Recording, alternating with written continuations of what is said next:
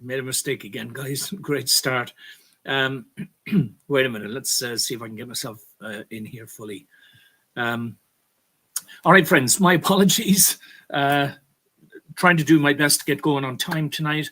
For those of you who watched last night's video, I've actually dressed the same so that there's a continuity between what we were talking about yesterday and what we're going to talk about today. Now, I intend to devote the almost the whole hour this evening, which we're doing on a Monday instead of a Sunday, because the material is too important to try and rush through. But very simply, on next Thursday at the Four Courts, a man called Patrick McGreal is taking an action. And somebody sent me the information.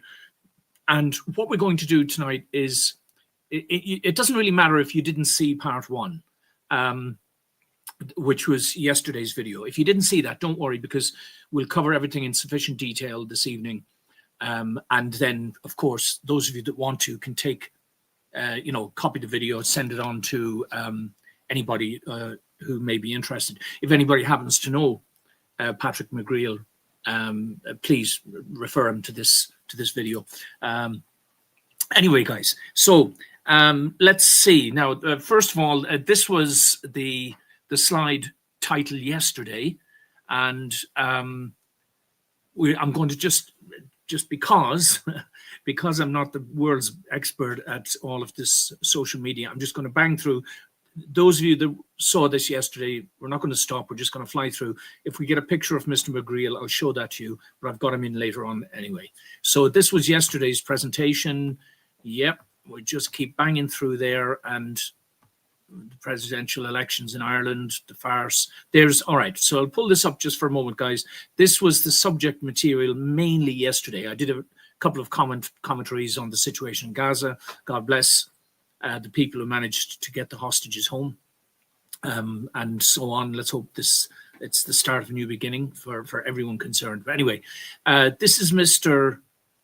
Patrick McGreal, okay? And as you can see there, this Thursday at 10 a.m. at the Four Courts, Dublin, we take a step every citizen must take. It is time to stand up and exercise our constitutional rights to protect ourselves with the law of our republic. The Constitution belongs to the people, and the courts are public places where the truth must be spoken and justice demanded. No one is above the law. We must learn, we must act, we must hold state employees accountable. Our rights only live when we use them. Okay. So that's Mr. McGreal. If those of you that can go to support him on Thursday, I'm strongly encouraging you to do so. Let's go back now to the, we're just going to scam through, right. So, yeah, that was me. Right, this is it. Part two starts here, guys, okay, for today. So, first slide. Now, although we're dealing almost exclusively with private prosecution by common informer, my friend Ken, who's with Corruption Awareness Ireland, and his friend Diarmid, those of you in the Cork area will probably know them.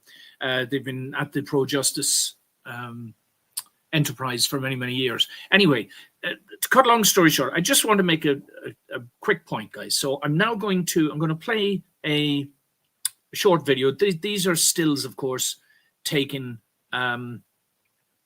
of a protest in County Cork. Now, as you can see, there weren't huge numbers there of citizens or residents or, people who live in the country, right? But it was an anti-government protest. The Garda presence was overwhelming. Now, these guys here that you see them in the peak caps, right? These are the crowd control types. They're usually very eager to lay hands on their batons, get out the pepper spray, attack Irish citizens. So I just want to make a point. This will only take a couple of minutes, guys. And I'm just going to play now this video clip. Will you please watch it?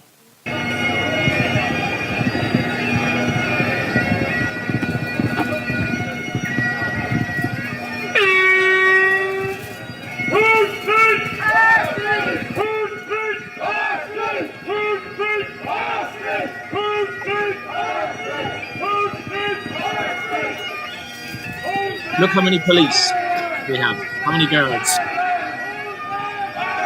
What horses? Yeah. Riot horses, helmets, the whole lot. Yeah. Escorting, and look at these. These are the public order unit.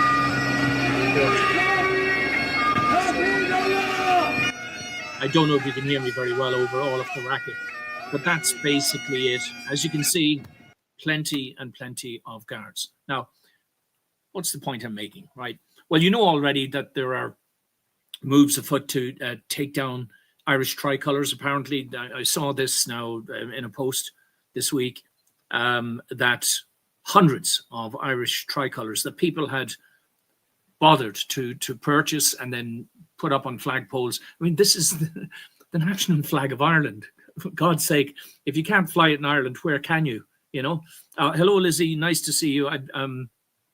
If anybody has specific questions, by the way, on the materials this evening, I'll keep one eye on the comments coming up over on the side, and if something appropriate pops up that I can deal with, I'll share it on the screen. I think I can do that anyway.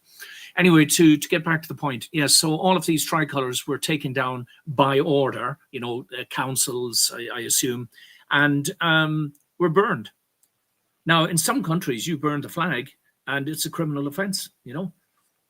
Anyway, so the point I'm trying to make, you know, is I'm going to show you something else now. This was in Dublin. I think it was only yesterday or the day before. There was a soccer match, and this crowd of hooligans, now I'm not sure if we can see it in this clip, but right at the end of the clip, you see a man get pushed to the ground. He's there with a photographer. There's a female photographer. She gets sort of pushed aside. He comes across to assist her. I assume he was a cameraman maybe or something.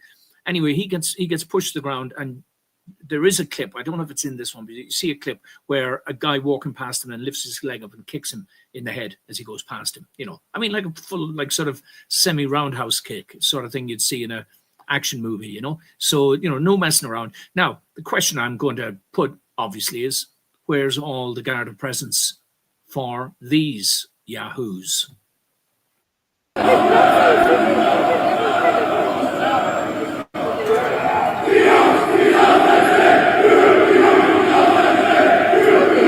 Those nasty salutes.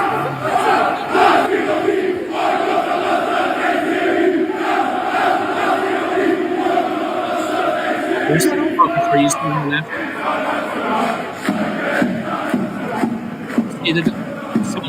He tries to interfere. He gets pushed over. There, looks like that. Now watch over here on the left. This guy here, there. Yeah, there you see it, the kick. All right, and yeah. So let's just remove that. Now the point, it's just a point, guys, and we're going to get straight into today's material. The point I'm making is, where are the guards dealing with a band of hooligans like this? You know, and one wonders, maybe they'd be a bit worried that they'd probably get as good as they give, maybe, because they're all strong, strapping young men, you know, with a bent for, certainly for hooliganism and apparently and violence. But anyway, apparently the football club, is Schalke, I think, is it? Yeah, they issued a statement, you know, sort of putting some space between them and their fans, you know. But anyway, so that's all, guys. That's really the only, you know, aside for today. Let's move on now with the next slide, and let's see how we go. Right. So, guys, straight into it. Now, those of you that know me know that we set up the Integrity Ireland organization in, well, I think it started in around 2012. Now, at the beginning, we thought, and there was a small group of us, actually, a group of, I think it was, there was a couple of us at the beginning, and then we had a meeting, and there were 7 people came to the meeting. And out of that meeting, decisions were made that, and each one of us all had some serious gripes against the Irish state, okay?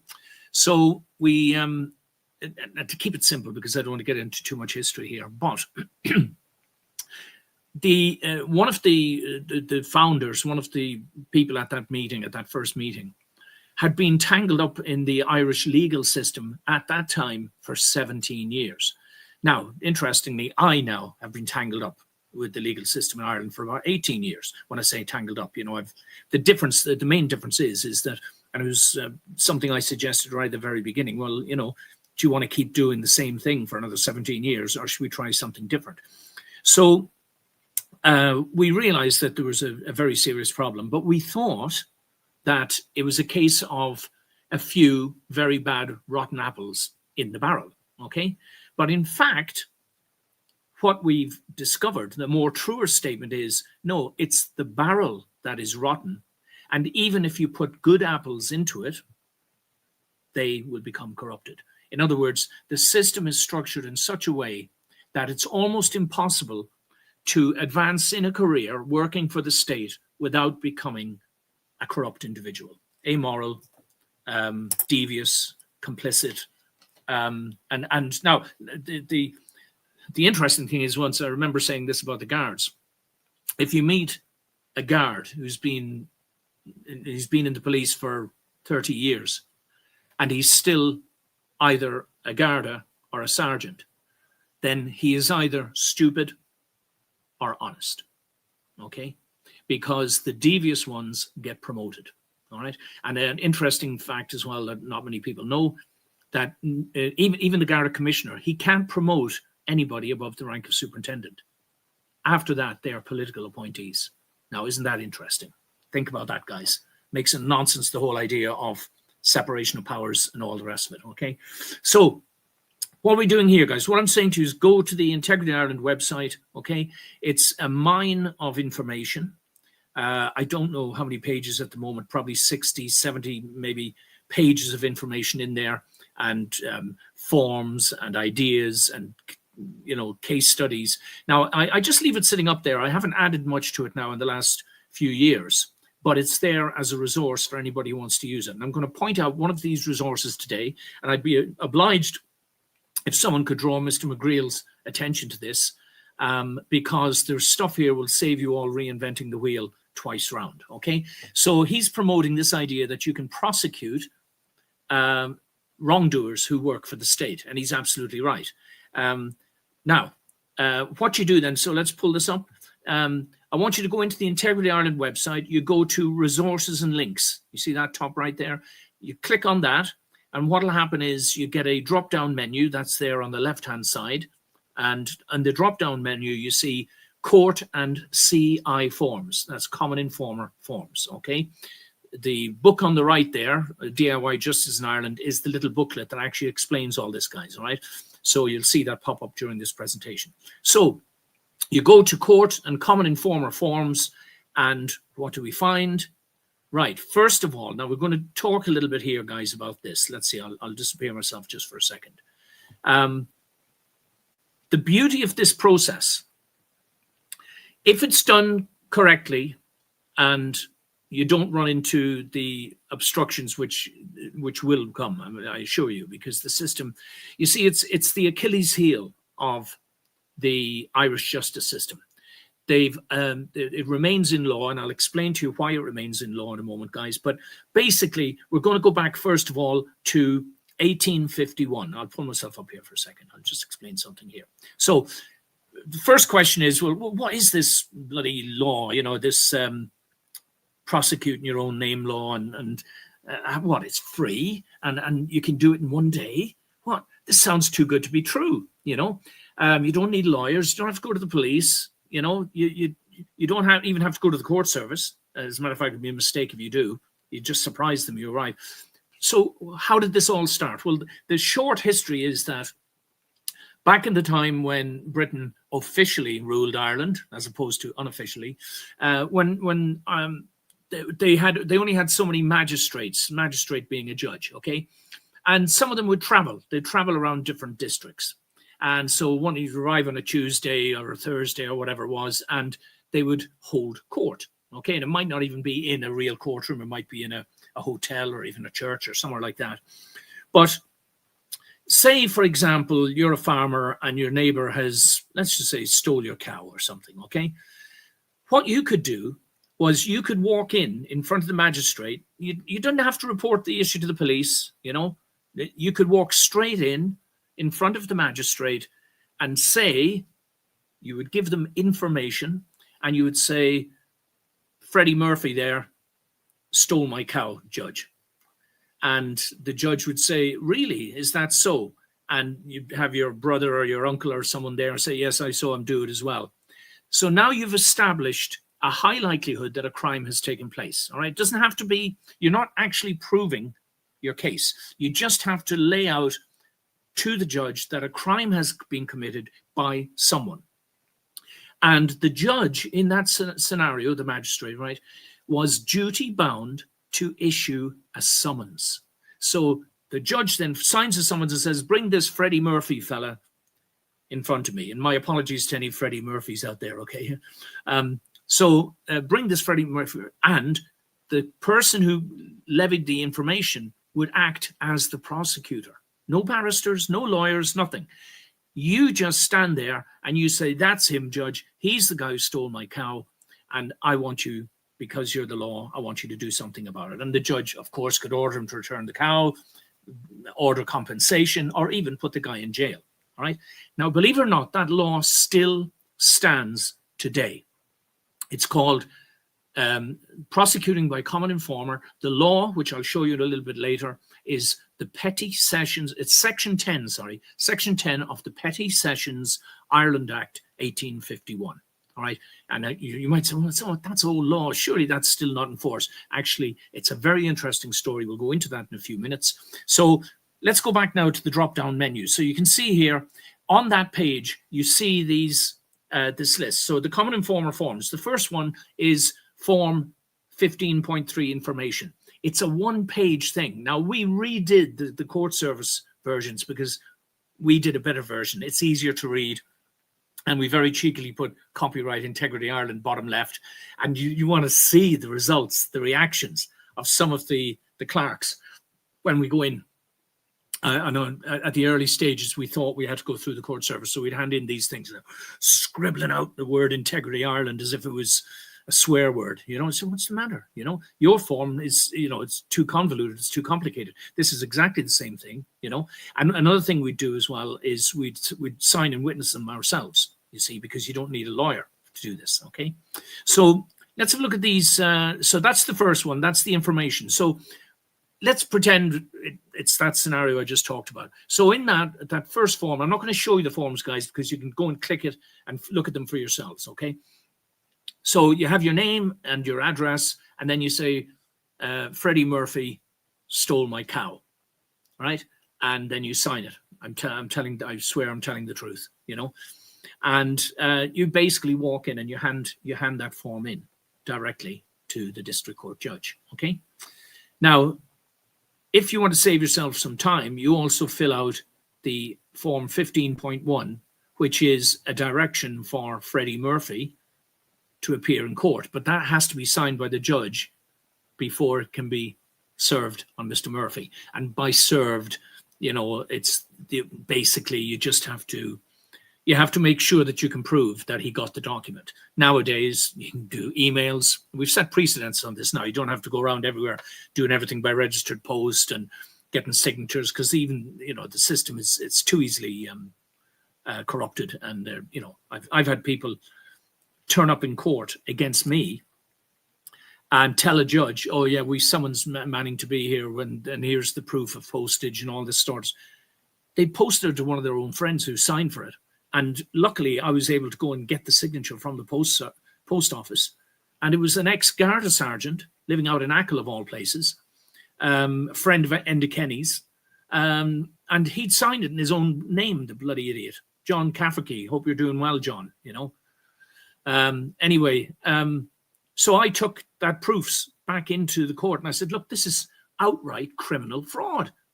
They've told you, Judge, that I was summoned to be here, and it's a complete lie. They even produced a post office proof of postage and all the rest of it, and it's fraud. What are you going to do about it? Oh, no, never mind.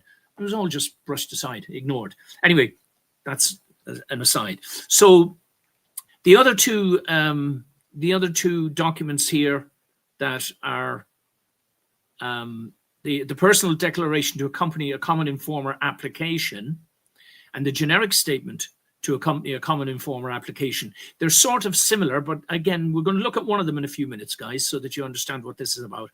But, and finally at the bottom, Form 21.1, District Court Witness Summons. So if you wanted to order someone to come to court, there's that form is there for you as well. It's really much simpler than it might even appear here, guys. Honestly, it's very, very simple. You're walking into a court unannounced. You don't have to have an appointment. You don't have to tell the court service you're coming. These are public courtrooms. You walk in, you sit at the back or the front, wherever you can sit. And when the clerk comes out, you walk up and you literally just hand in your form 15.3, the information form. You just hand it in. Don't ask, don't talk to her or him or her, right? Because they'll say, what's this all about? Just sit quietly. Because the law requires the clerk to show it to the judge, and the judge is then required to call you up. Now, they might make you wait all day until, and if you see the judge start to get up to leave, say, excuse me, judge, stop him, or her. Excuse me, judge, there's another matter before you leave for the day.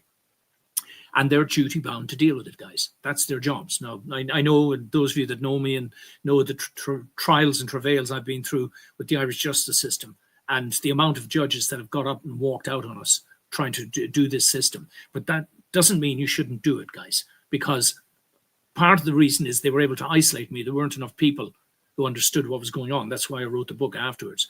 But they were able to get up and would just walk out of court and refuse to deal with things. I mean, it's just ridiculous. I mean, that would be like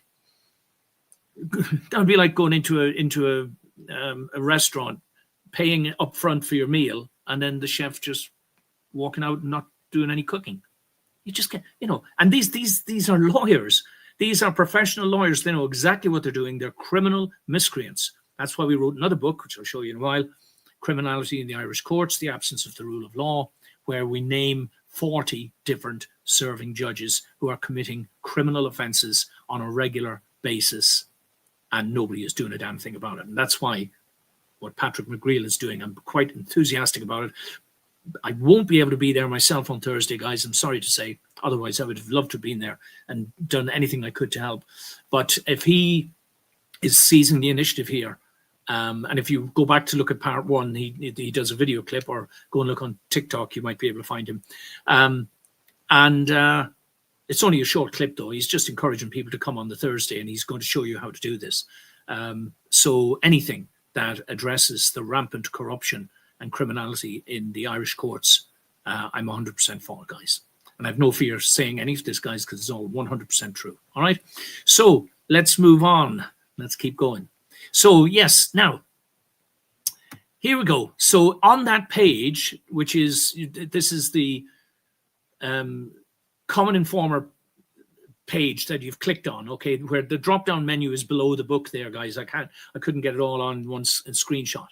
But there's a little, if you look at that there down on the bottom right, it says addendum, okay? It's only a one-page document. It's an addendum. I wish I'd have put it in the book. If I do a reprint of the DIY Justice book, I'll have this in there. But it's hugely important, and we're going to show why now, okay? It's hugely important. You click on that, it'll open up, print it off, keep it with your, and I'll show you why it's so important now, guys. And you saw me say there are 4 case laws. So I'm going to read this, guys, and just bear with me if I can get that. There we go. So prosecuting by common informer, supplement to the first edition of DIY Justice in Ireland. That's it. That's what it looks like there on the left, guys, in the small box up there. In attempting to secure private criminal convictions in 2016 and 2017 against a number of individuals who work for the state, it became clear that various agents and agencies of the state were prepared to collude together to 1. Mislead the lay prosecutors, that's us. 2. To engage in multiple lies and deceptions. 3. To misquote legislation. 4. To misrepresent the facts. 5. To feign ignorance of the law. 6. To employ lengthy delays, obstructions, and cover-ups. And/or 7. To otherwise engage in improper and unlawful activities in order to prevent the accused from being held responsible according to the law. The information below has since come to our attention and will be included in any new versions of the DIY Justice in Ireland booklet. Bear with me, guys. All I'm doing is reading this to you, but it's really important, you know, especially this part of it here. It's only 3 parts. Right. So page 10. Oh, yes. Page 10. Why have I got page 10 there? I hope now. Anyway, I believe I may have just missed a little chunk of this, but don't worry, guys, because this is the important part here. All right. Now, this is in the Irish courts, okay? There were 4 specific court judgments which reinforced and endorsed the use of the Petty Sessions Ireland Act 1851 and the commencement and pursuit of private criminal prosecutions by lay litigants or members of the public in the district court. The first one, and again, just check these out for yourself, guys. You should be able to find any of them online. In the Supreme Court, the state, Ennis versus Farrell, you know, etc., etc. Quote, the court should require clear language to abolish the valuable right of private prosecution. So I've just summarized the important part. Number 2, High Court, 2012, number 436 JR, between Kelly and Buckley, applicants, and District Court Judge Anne Ryan, responded. Mr. Justice Hogan delivered judgment on the 9th of July. Now, Mr. Justice Hogan was a Supreme Court judge, okay? And he delivered the judgment that also said the right to private lay prosecution is, it's sealed in concrete, basically, in the law. Number 3, Supreme Court, the same case as that above. Judgment delivered by Justice Frank Clark, who was the Chief Justice, right? Plus consulting Justices Denham, Hardiman, O'Donnell, and Dunn on July the 30th, 2015. Not that I have any time for O'Donnell. Justice Donald O'Donnell is the current Chief Justice, and he's an absolute criminal, and he knows it. But there, that's the third one. And the fourth one, the Court of Appeal between Colm Granahan, the applicant, who is a colleague of mine, and District Court Judge Kevin Kilrain, and County Registrar Fintan J. Murphy, all right?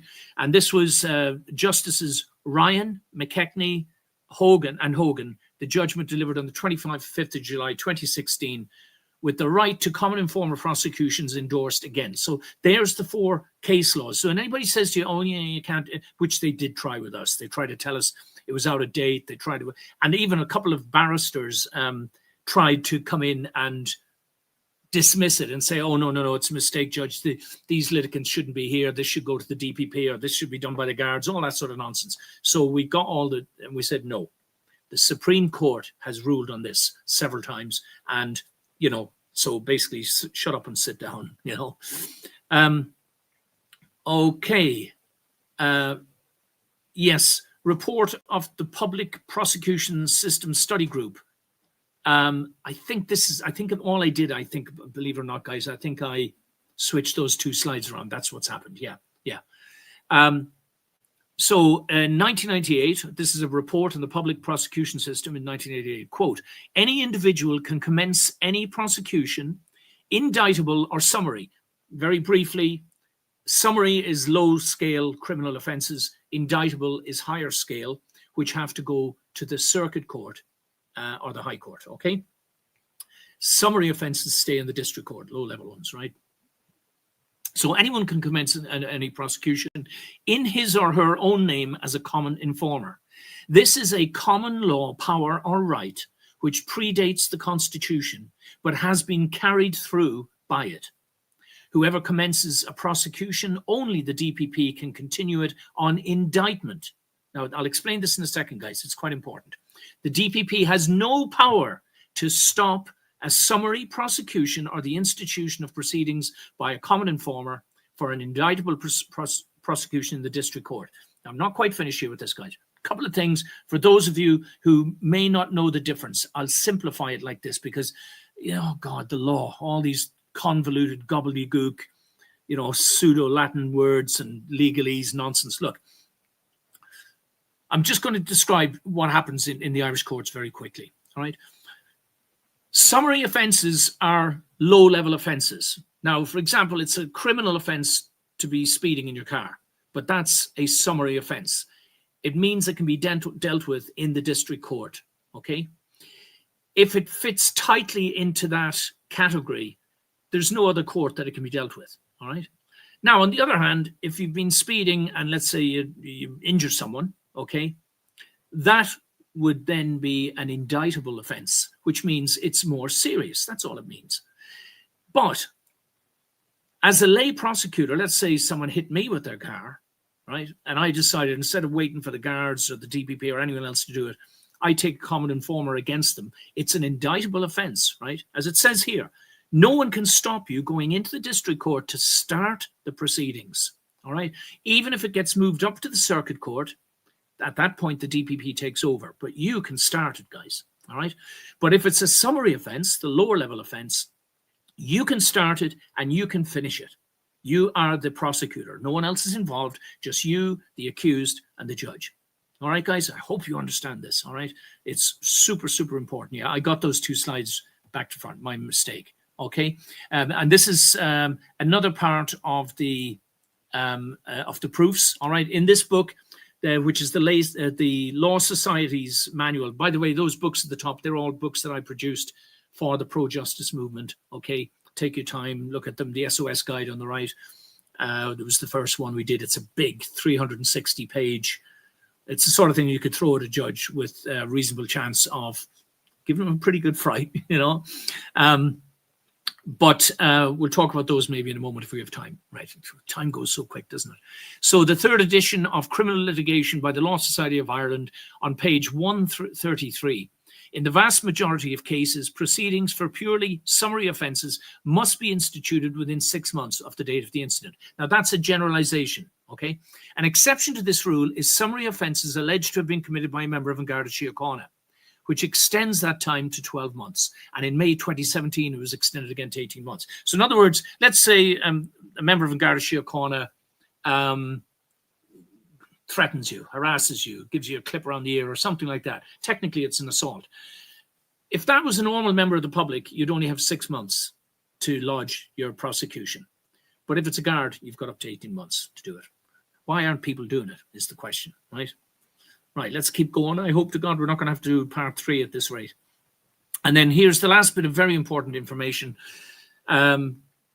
The crucial date at which time can be said to stop running is the date of the making of the complaint, either to the district court clerk or the district court judge, and not the date of the issue of the summons. So here they're saying that if you're worried that you might be about to run out of time or whatever, you can even go into a district court clerk and say, I want to make this complaint, or here's the info. Because again, as I explained before, they will do their utmost till we've had them lie to us about this. Oh, sorry, you're out of time. Well, I wasn't out of time when I made the complaint.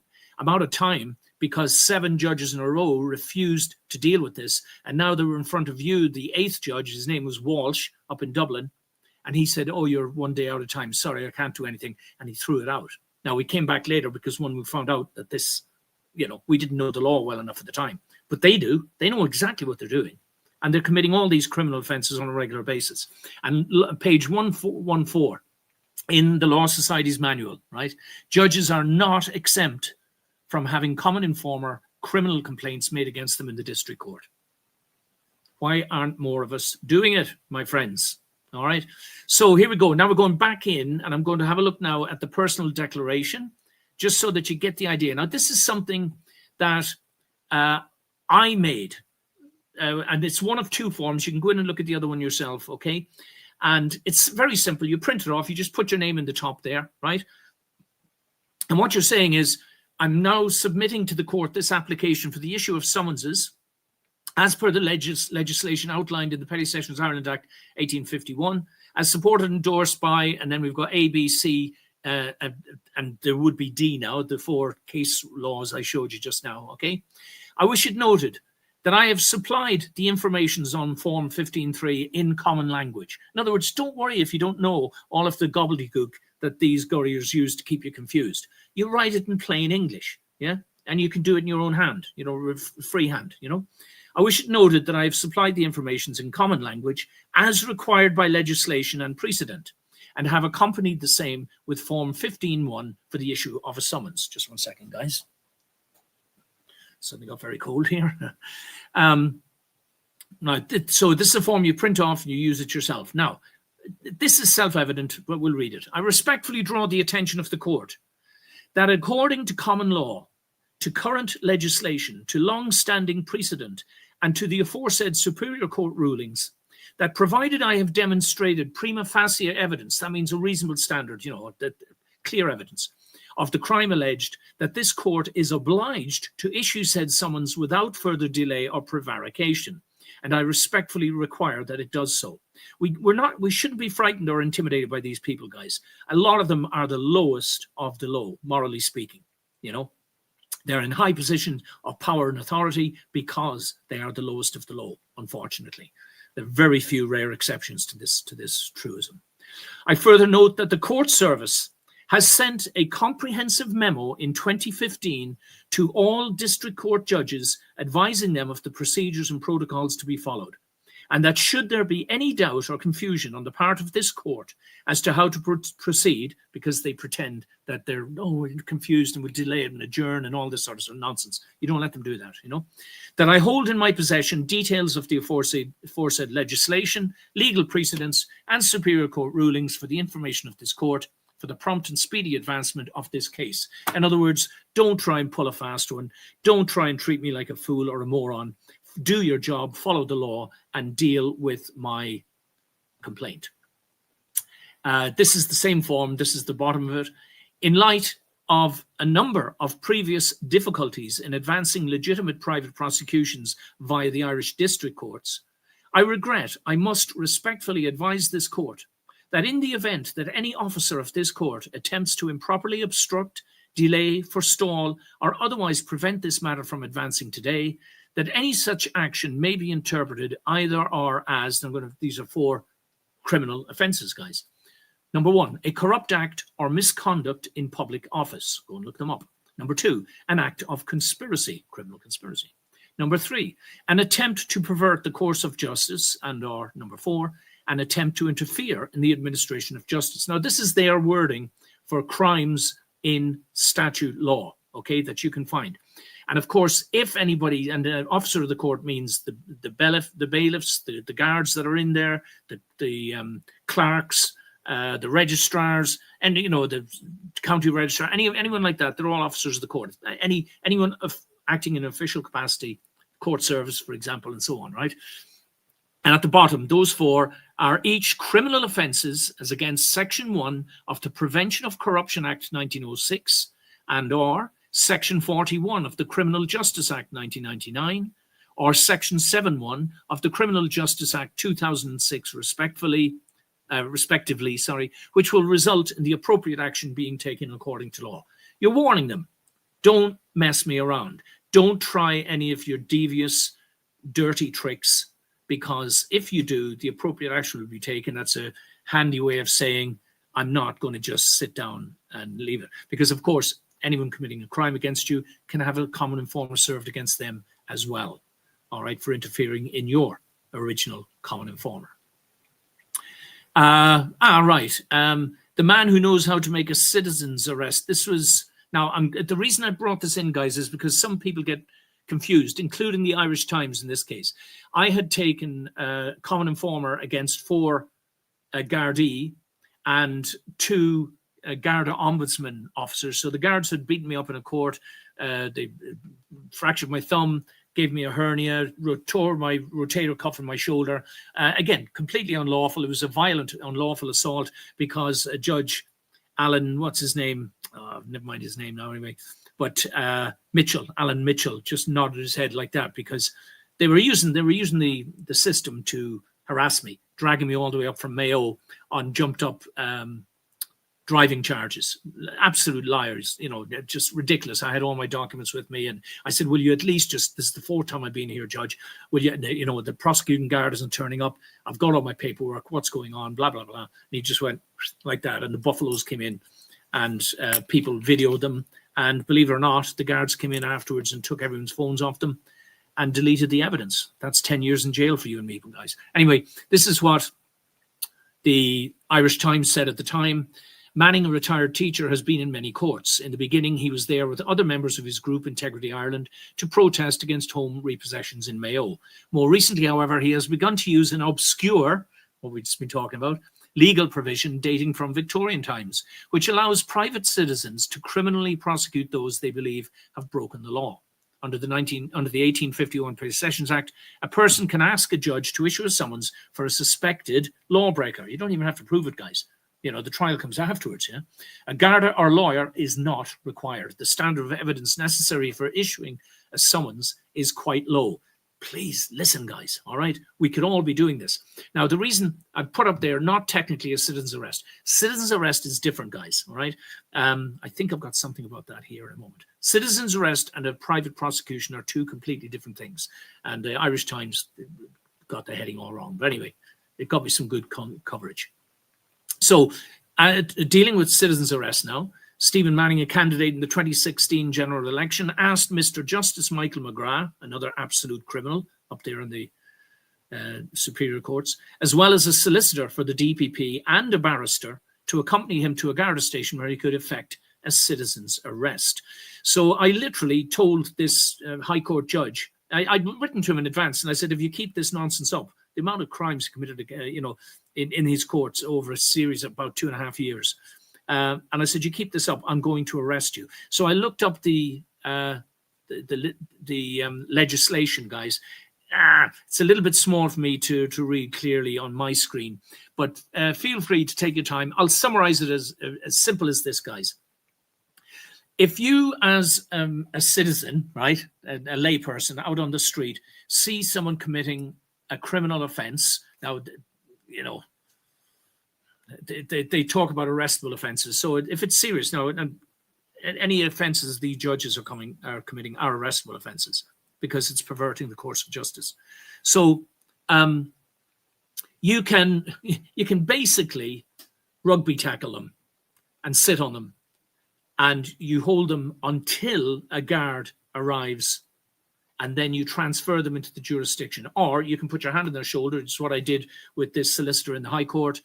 And I said, I've now placed you under citizen's arrest for engaging in this perversion, perverting justice. And will you now accompany me to the Garda station? I mean, the comedic part of it was that they knew I was going to do this. So they had 2 guards stationed inside the courtroom. And we walked in and I said, oh, you're great stuff. You're here to help us, you know. Nice to meet you. You know, I introduced him to my son, Danny, special needs Danny, you know, Down syndrome.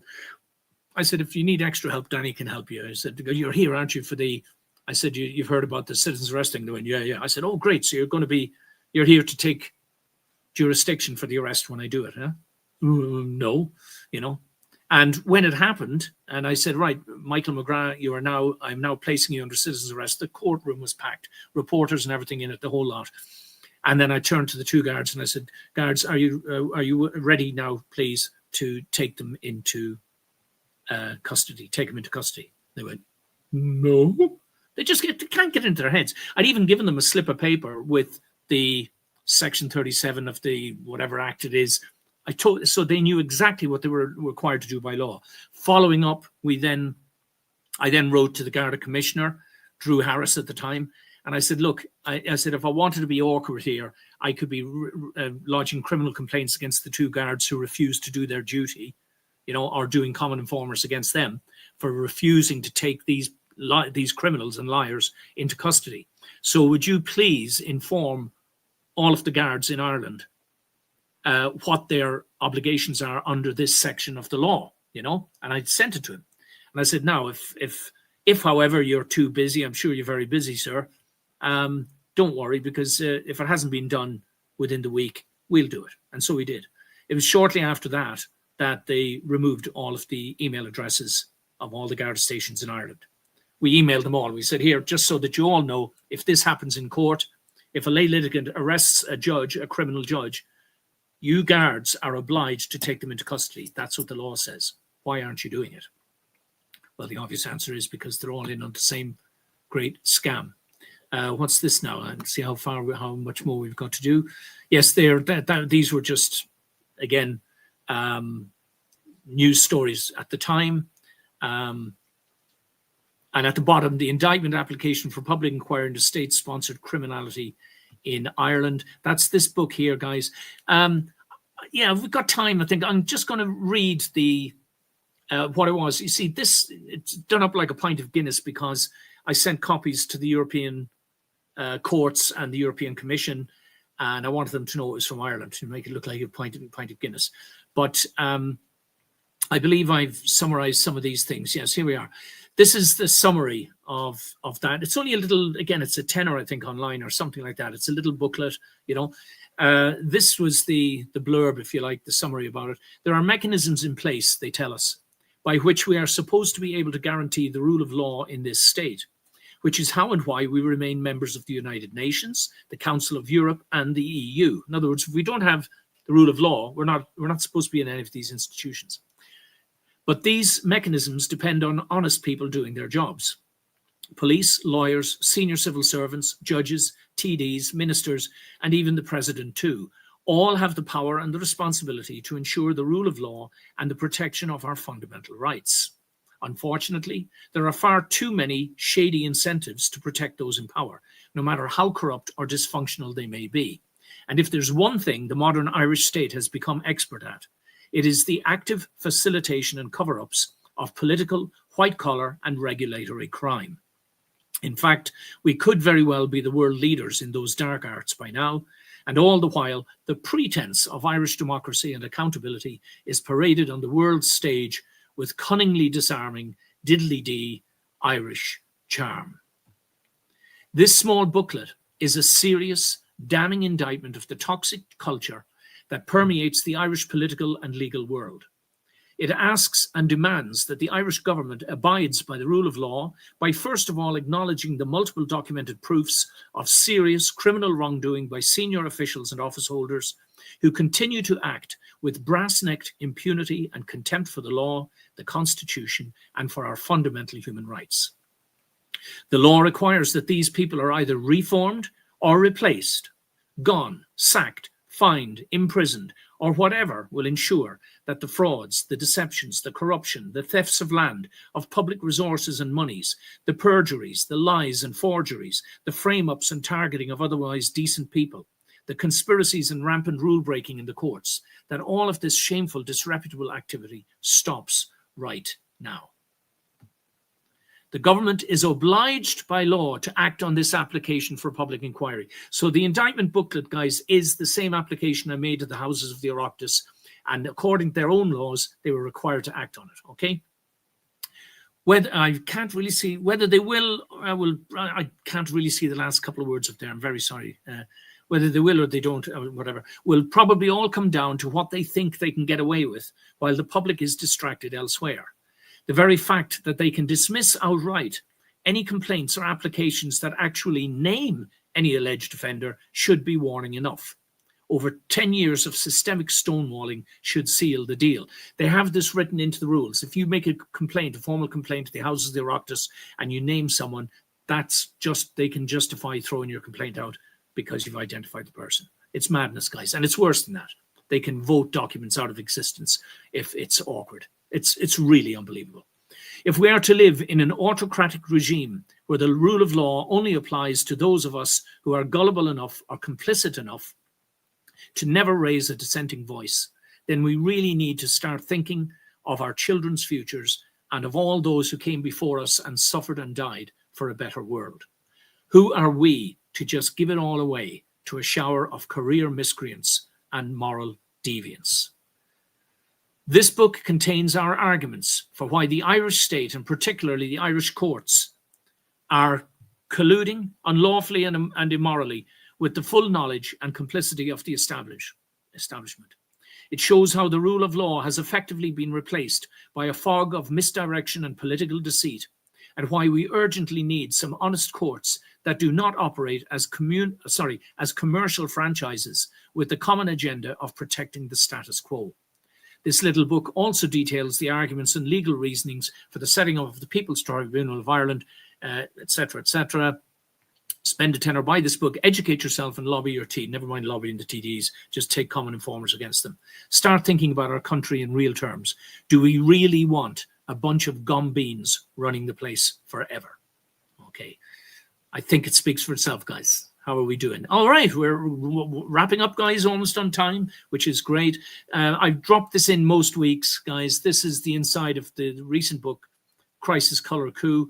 It takes the pandemic years and uses it to explain how evil has become institutionalized and governmentalized and corporatized, and that we're all, to a greater or lesser extent, living a great lie, largely in ignorance, I would say, but in some cases it's not. Most of the people at the top know what's going on, and they foist these lies on us, and we're expected to comply. We've got to start doing something about it. This week, who to listen to, of course. This week it's Patrick McGreal. Reminder again, Thursday at 10 o'clock at the High Court. And I will use this opportunity. I think I've only got one or two more just closing slides here. Mr. McGreal talks about, you see, I want to keep it really simple, okay? If you use the common informer, okay, one second, let's see now. How can I put that? I want to keep this as simple as possible, because it does turn people off if they think it's going to be onerous. It's not onerous, it's easy. But he does talk about going to either a peace commissioner or a district court judge. Now, truthfully and frankly, I'm not aware. It's not in the legislation, because they probably didn't have peace commissioners back then, when they had magistrates in the 1850s, right?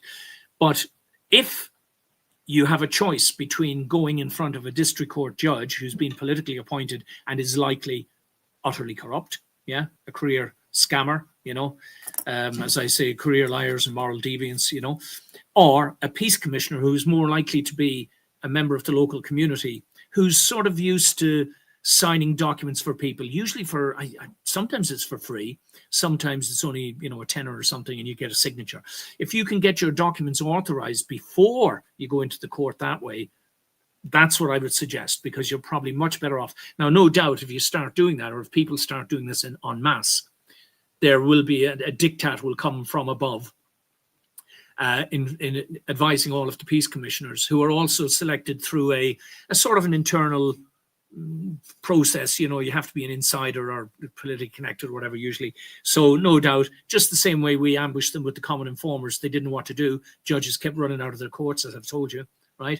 And then eventually a memo went out to everyone, this is what's supposed to happen. So there was no excuse for them pretending they didn't know what to do and all that sort of stuff. Worse than that, of course, was that they reverse engineered our attempts to hold them to account in their own courts, and then accused us of disruptive behavior and put me in jail. And while I was in jail, my common informers against the guards that I was talking about earlier, that the Irish Times had covered, they disappeared into the mist of oblivion. And it took them 6 months to come up with a cock and bull story that some judge had apparently sat and had a hearing. I asked for the recording of it. Oh, sorry, we don't seem to have done it. The lies are unbelievable, guys. But the more of us that do it, if nothing else, it's a surefire way of finding out which court officials and which judges are utterly corrupt. Don't be fooled by the ones that smile at you and say, of course we'll issue some, because behind the scenes, they're looking at all sorts of rules and regulations, anything that they can come up with to protect the status quo, protect the toadies and lackies that work for them. But that's precisely why we have to take them on. And this is lawful. It's completely lawful, friends, and you get the satisfaction of handing them a summons and looking them right in the eyes and in so many words saying, yes, you two-faced so-and-so, you thought you were going to get away with what you did. Yeah, well, you're not. And there's no reason why we couldn't be issuing common informers, for example, against the politicians. Simon Harris did when they instructed all the county councils not to allow an independent on the ballot. Could that be interpreted as interfering with the administration of justice? Possibly. Interfering with an election? Possibly. Why can't the people elect the president? Why do we have to jump through all these political hoops that they've set up to make sure people like Maria Steen doesn't get on the ballot? Because she'd have swept the board. Absolutely. Anyway, I said what I think about the current candidates. There's a big movement to spoil the vote. I hope they count the spoiled votes. And when they come and say, oh, well, so-and-so has been elected president of Ireland because she got, X amount of votes, and then there were double or triple amount of spoiled votes, or write a little message to the government, tell them what you think of them, So Thursday morning next, guys, at the High Court, 10 o'clock, please support this man. Like I said, I don't know if I've personally met him. I don't think so, but I like what he's doing. He comes across as cool, composed, articulate, the very thing that the establishment absolutely hates. All right. And this is a tool. Like when I wrote the book, and again, a few years back, the DIY Justice in Ireland book, when I wrote it, I thought I'd been instrumental in bringing state-sponsored criminality to a halt in Ireland, because the law says we can prosecute anyone. Even Donald O'Donnell himself, which I've done, by the way. I've lodged the prosecution papers, but the only reason they haven't gone ahead and given me a court hearing was because the senior registrar in the court service said, I'm very sorry, Dr. Manning, but we can't seem to find a judge. Because I went in front of one judge and they said, okay, we'll just, it's been accepted. We'll have a hearing another day to issue the summons. But I never got that second hearing, which is unlawful. But who do I go after I've already named the Chief Justice of Ireland, the current Chief Justice, as a criminal? The whole system beneath him, the whole pyramid structure beneath him rolls in to try and protect him and thereby protect themselves. None of these people are acting according to the law. What should have happened is they should have issued me a statement instead of just, telling me on the phone when I'm calling up or going in person. Issued me a statement saying, we're refusing to process your current common informer application. And with that, I could have then said, who is refusing to process it? And if it's O'Donnell himself, I'd do another common informer against him for that. And eventually then what do? You say, well, we'll take it to Europe. Well, we've been that route before. Watch out, guys. Anyway, do your best. Go after these blackguards, but watch out for all the tricks and deceptions. Trust me, they are experts at it.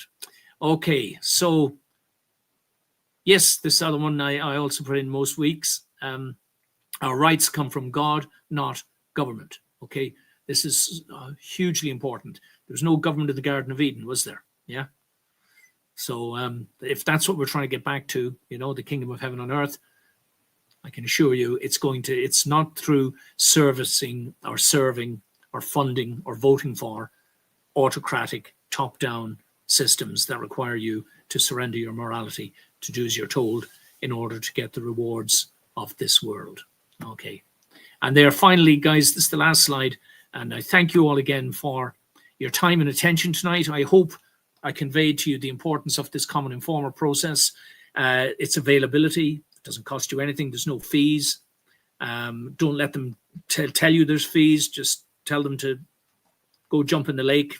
Stephen Manning set a precedent on this in the courts, and it was enforced by high court judges and everything. Said no fees for criminal cases. All right. That's Jesse Hall, my friend above. If you want to go and look for him online, the missing link, he's also been cancelled, etc., etc. So thank you everyone for your time, and I'll go through the comments as best I can later. And yeah, thank you everyone. I can see Jelly Belly again here. James Fennessy, Michael Walsh. Thank you guys. Who else? Munch 762, Martin Sumner.